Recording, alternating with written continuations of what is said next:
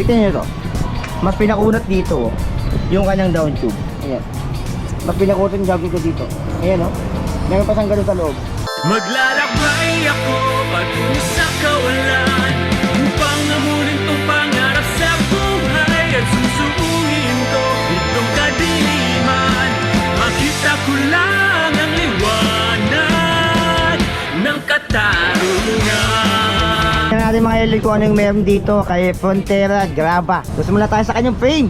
Yung frame nito is literal na pang grabe talaga mga LL. Kita-kita nyo yung frame geometry niyan. Yung binabudget natin is kulay parang silver siya. Ayan, pero para siyang titanium pero hindi. Alloy yan mga alien. Ayan. Sa kanyang down tube, nandito yung kanyang mismong model Frontera. And sa top tube naman niya, nandito sa kanyang right side yung mismong model niya. Graba 700. Kung namabasa nyo, Graba 700. Dito, sa top tube niya, simpleng design din. Nandito yung Fronterang word.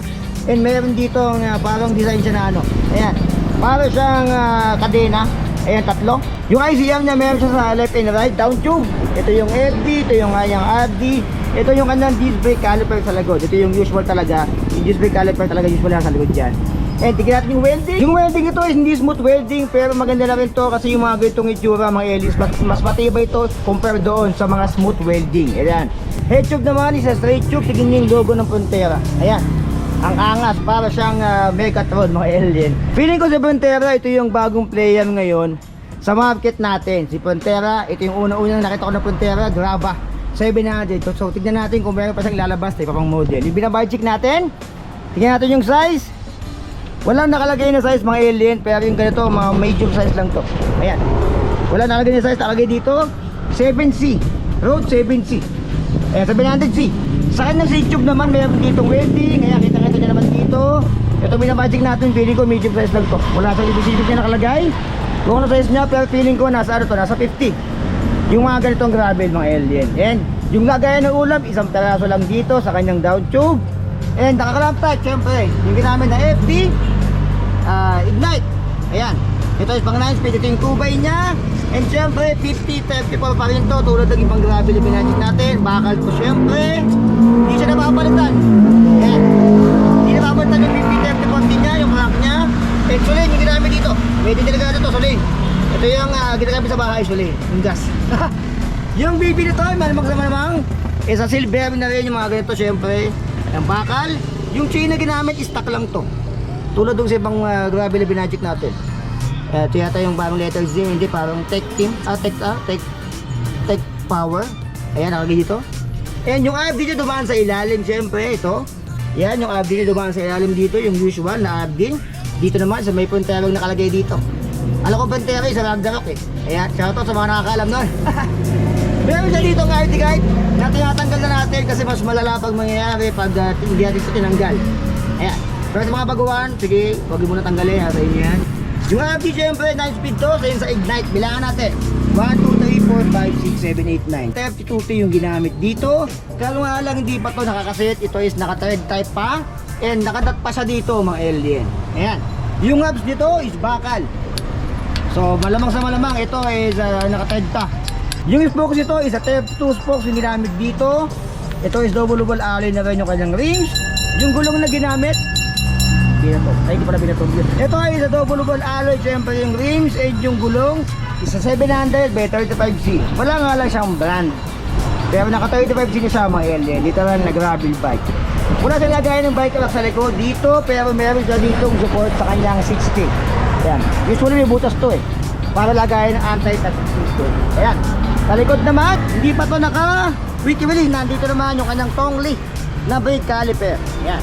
And 160mm rotor, syempre 6 volts yung usual sa mga budget na ganito. Dito naman, ito ay sa bakal. Yung kanyang seat post, pwede sa beam point to. Nasa 300mm haba nito. And ito ay solid plastic, may bakal sa loob. Ball bearing pa. And syempre bakal pa tong part na to. Yung railings, upuan niya is manipis, pero malambot-lambot na rin. Yung fork naman na ginamit dito, ito yung maganda dito. Alloy yung ginamit na fork. Kasi usual bakal to eh. Ayan, yung rigid part niya is straight. Alloy na siya mga alien. Pero same sa likod, syempre bakal pa tong kanyang hubs dito. 32 yung kanyang spokes. Double alloy, 700 by 35C na to. And hindi siya naka-fiesta valve. Siyempre, 160mm rotors and naka-QR siya sa unahan. At least QR sa unahan. No? Straight tube siya dito. Maganda yung logo. Yung stem na ginamit sa kanya is alloy 70mm. Alloy na rin yung kanyang rubber dito. Ayan. Yung haba nito nasa 420mm. And siyempre, yung drifter na ginamit is a Sensa Ignite. 9-speed to. So ngayon, tulad ng dati, aalamin natin kung ano yung timbang itong gravel na to. Since bakal yung kanyang hubs, and ito stock pa lang to. Tingnan natin kung ano yung bigat ito mga alien. So timbangin natin si Frontera Graba. 3 beses to mga alien. Unang timbang, 3, 2, 1. Okay, yan. Nasa 12, almost 13. 12.80 yung una. Pangalawa, 3, 2, 1. Nandun talaga siya. Yeah, 12.69. So pangatlo, 3, 2, 1.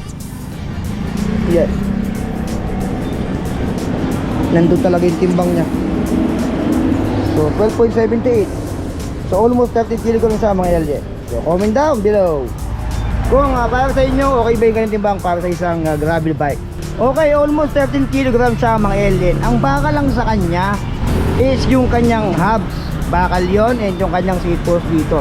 Alloy na lahat. Ang maganda dito is alloy na yung kanyang port. Kasi usual sa mga budget is bakal pa yung kanilang port mga alien. So yan, ito is a 5034, bakal pa to. And naka Sensa Ignite. Drifter is a Sensa Ignite. Naka 9 speed. Hindi nga lang to naka cassette. Ito is a thread type pa. So magkano nga ba ito mga alien dito kay budget bikes? Ang pwede nito is 12,500 pesos. So sa 12,500 mo is meron ka ng Frontera Graba. Tignan nyo ito. Mas pinakunat dito yung kanyang down tube. Ayan. Mas pinakunat yung down tube dito. Ayan o. Meron pa siyang ganun sa loob. So mas matibay pa to sa mga mukha natin. So ayan. Comment down below kung para sa inyo okay na ba yung presyong 12,500 para kay Frontera Graba.